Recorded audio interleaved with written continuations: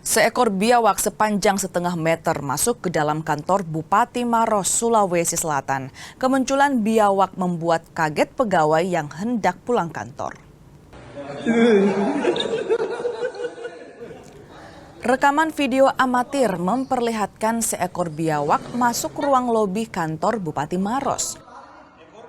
Kemunculan biawak dengan panjang setengah meter membuat kaget Bupati Maros, Haidir Syam dan pegawai.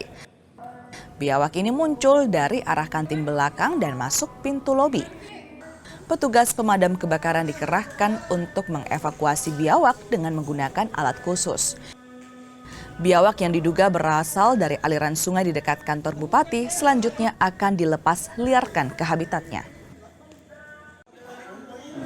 Dari mana dia masuknya? Tadi laporannya dari lobi, terus diusir keluar sama petugas satpol. Jadi daki kami melapor ke grup bahwa ada biawak masuk, jadi kita langsung meluncur cepat ke kantor bupati. Sempat ketemu tadi sama Pak Bupati ya, biawaknya? Sempat ketemu. Sempat ketemu tadi. Untungnya biawak kayaknya habis makan, jadi dia enggak terlalu lincah pergerakannya.